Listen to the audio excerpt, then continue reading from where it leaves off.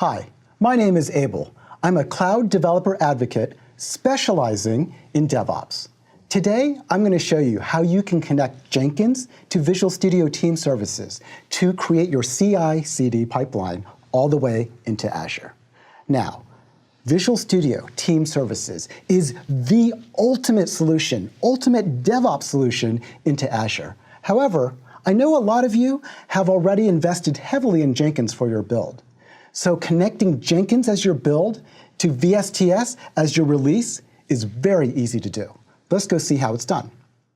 The first thing that we're going to do is we're going to go into Jenkins, and we need to make sure the correct plugin is actually installed. So we'll go ahead and go into our Manage Plugin, and the plugin that you need to use is the Visual Studio Team Services Continuous Deployment plugin. Now, after you've installed this plugin, what you need to do is modify your build to use this plugin. Now, I already have a build in place. This build actually builds a Java application using Maven, where my source control is stored up in GitHub. Now, let's dive into this build, and I'll show you the changes that you need to make. So we'll go ahead and configure this. And if you scroll all the way to the bottom, once the build is done, we need to add a post-build action. And the post-build action that we need to use is trigger a release in TFS Team Services. So we're going to use that plugin that we just installed. The first thing that we need to add is the VSTS collection URL. So that's easy enough to capture. Here's my VSTS instance. Let me go ahead and grab the URL, and we can put it on in there. Next, we need the team project. So once again, I can grab that from here. So here's my team project, and we'll copy and we'll paste that in here. And finally, we need the name of the release definition that we want to trigger. Now, I've already configured a release, and let's go ahead and take a look at that release. In this release, I've configured it so that it has a couple different environments. It has a dev environment, it has a QA environment, and it has a production environment. In this pipeline, what it's called is Jenkins VSTS-CD. So we make sure that's in the release definition name.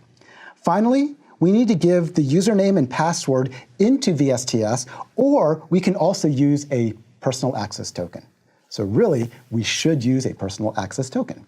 So to get this personal access token, let's go ahead and jump back into VSTS. Let's click on our image, and from here, let's select security. Now, after we select security, we can click on the personal access token link. We can click add. We'll give our description a name.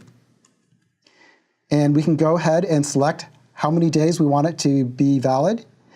And let's create the token. And once it's created the token, let's make sure we copy it. And then we'll paste it back right here. And that is all we need to do to configure Jenkins. Now, there's a couple of things that we need to do to configure our VSTS to actually use Jenkins as well. The first thing that we need to do is we need to actually set up a Jenkins service endpoint. So to do that, let's go ahead and jump back into our Jenkins project. And from here, click on the gears. We'll go into the services. And now let's create a new service endpoint.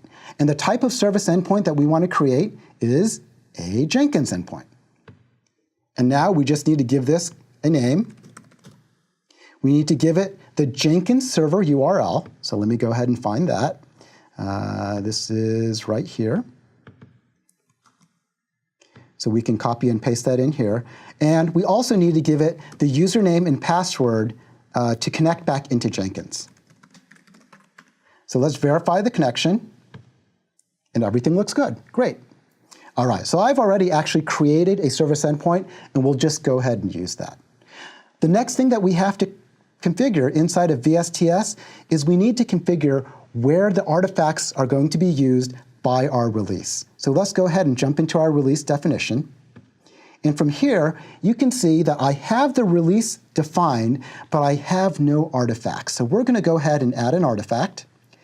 And the source is going to be from our Jenkins. So let's go ahead and select Jenkins. Let's go ahead and select the Jenkins endpoint that we just created. And we need to select now what is the build, the Jenkins build? And of course, it's called Demo Maven Build.